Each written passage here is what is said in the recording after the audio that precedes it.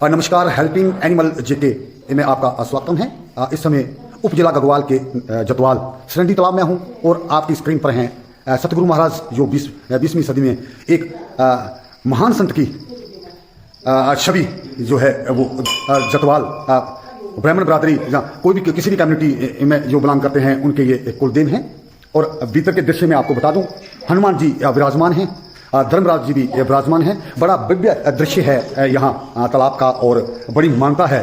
और मैं आपसे भेंट करवाऊंगा उन संतों की जो 30 साल से यहाँ जंगल में मंगल बनाए हुए हैं, दिव्य ज्ञान के भंडार हैं। उन्हीं से मैं आपकी चर्चा कराऊंगा और उनसे भेंट कराऊंगा आपकी ये सरंडी तालाब जतवाल। जैसे पहले वीडियो में मैंने आपको बताया कि मैं उन दिव्य ज्ञान स्वरूप संतों से आपकी भेंट करवाने जा रहा हूँ जो 30 वर्षों से यहाँ सरंडी तालाब में विराजमान है और उद्यमी प्रयास से आज जो जंगल में मंगल हुआ है उन्हीं की दया दृष्टि से हो पाया है।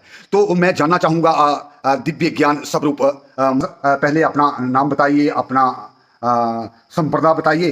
मैं स्वामी शरणानंद हूँ। मैं महर्षि मही परम जी महाराज का शिष्य हूँ। ऐसे संत मत से हूँ मैं। संत मत जानना की कोई संप्रदाय नहीं है। श्री रामचरित मानस में कहा गया है, यान पक्षपात कछु राखों, वेद पुराण संत मत भाखों। वही संत मत, वो आदि मत है, बल्कि कहते हैं अनादि मत है। क्योंकि जब से संत हुए तब से संत मत है। और सारे संतों का ज्ञान संत मत कहलाता है। सारे संतों का विचार, मत का मतलब विचार, सारे संतों का जो विचार है वो संत मत। संत मत कोई अलग संप्रदाय नहीं है। तो सारे संतों का ज्ञान दिया जाता है। सारे सदग्रंथों, वेद पुराण उपनिषद गीता रामायण, जो जितनी वाणियाँ हैं, जितने भी सदग्रंथ हैं हमारे आर्ष ग्रंथ, उन सब संतों का, उन वाणियों का समान आदर है। तो महाराज, आज से 30-35 वर्ष पहले जब मैं यहाँ पहली बार यहाँ आया था तो ये एक छोटा सा तालाब था और उसके ऊपर एक छोटा सा मंदिर था।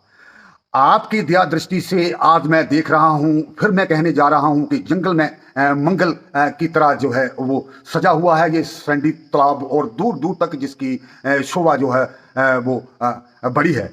तो आपका उद्यमी प्रयास इन 30 सालों में जो हुआ है वो देख के लगता है कि आप एक ज्ञान के भंडार हैं और कुछ ना कुछ यहाँ आप अपने चिन्ह जो है वो छोड़ चुके हैं। तो आप कहना चाहेंगे कि 30 साल जब पहले आए तो यहाँ क्या था और आज?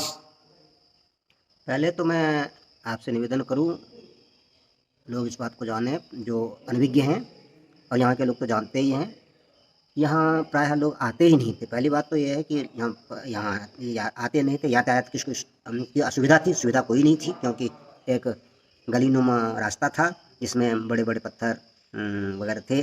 तो जब सुबह में अंधेरे में कई बूढ़ी माता वगैरह माताएँ आती थीं तो वो गिरती पड़ती आती थी, लेकिन आज वो स्थिति नहीं है। अच्छा, यहाँ का कुछ वातावरण जो है वो भयावह था। यहाँ अशांति बहुत थी, शोर शराबा बहुत था, लेकिन धीरे धीरे गुरु महाराज की कृपा ऐसी हुई कि कोई अब शोर शराबा नहीं है, शांति है। लोग बड़ों की बात क्या कही जाए, छोटे भी, बच्चे भी आज रात में आ जाते हैं, जबकि बड़े छोटे के क्या बात, बड़े भी दिन में नहीं आते थे। अकेले बिरले कोई आते थे, और आते तो रुकते नहीं थे। और मैंने सुना है जैसा यहाँ महात्मा भी आते थे, लेकिन वो ऐसा भी सुना गया है कि रात भी व्यतीत नहीं कर सकते, और रात में भी उनको पलायन करना पड़ता था। रात में ही वो पलायन कर जाते थे। लेकिन अब वो स्थिति नहीं है। अब तो शहर शुरू हो सकते हैं। फिर कोई सुविधा, जैसे यातायात की सुविधा नहीं थी, सड़क नहीं था, अब सड़क भी है। पानी यहाँ नहीं था अवेलेबल सप्लाई वाला, अब पानी है।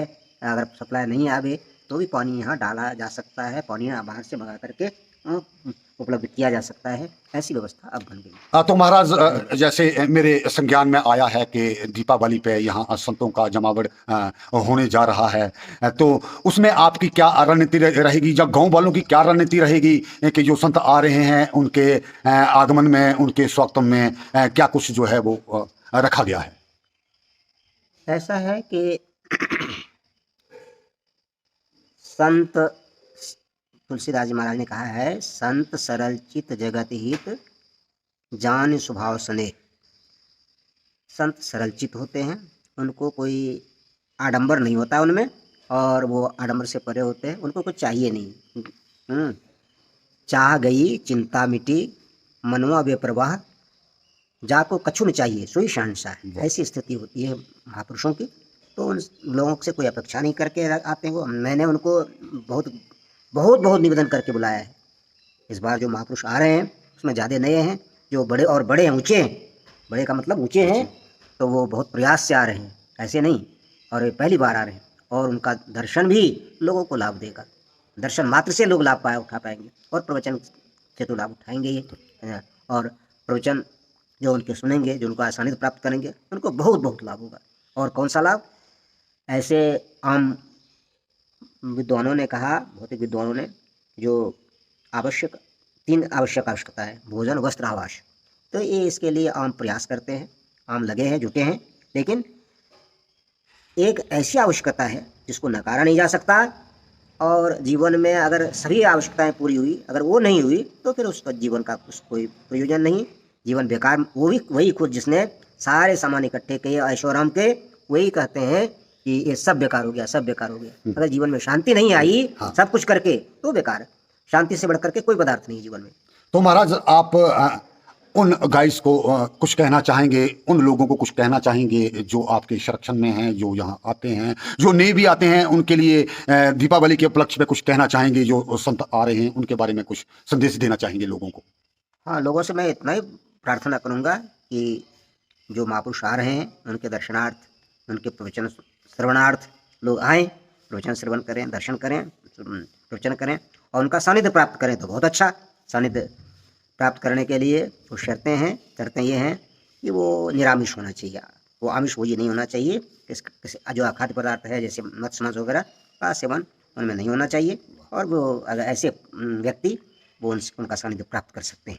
और उनसे साधना की युक्ति, साधना की कौन सी युक्ति? जो साधना परम प्रभु परमात्मा से जुड़ती है, जो साधना परम प्रभु परमात्मा तक पहुंचाती है, और जिससे परम प्रभु परमात्मा ही एकमात्र शांत और सारे जो हैं सारी सृष्टि अशांत है, ठीक है नहीं। तो उनसे जो जुड़ने के लिए, उनका सानिध्य प्राप्त करने के लिए अपने को पंच पापों से बचाने का निर्देश है संतों के द्वारा।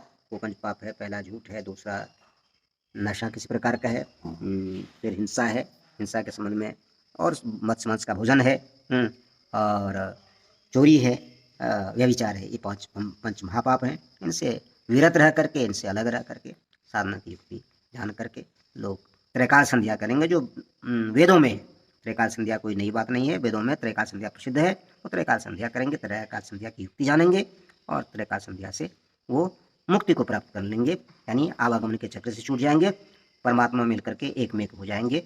फिर सदा के लिए दुख से छुट्टी हो जाएगी, कभी भी उनको दुख होगा ही नहीं।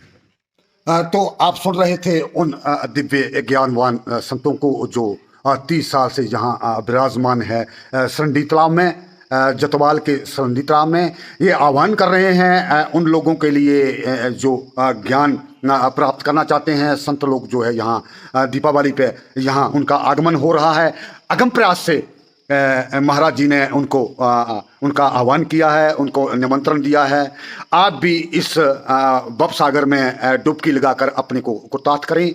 मैं राम रतन पाल, सहयोगी विमल शर्मा, नमस्कार।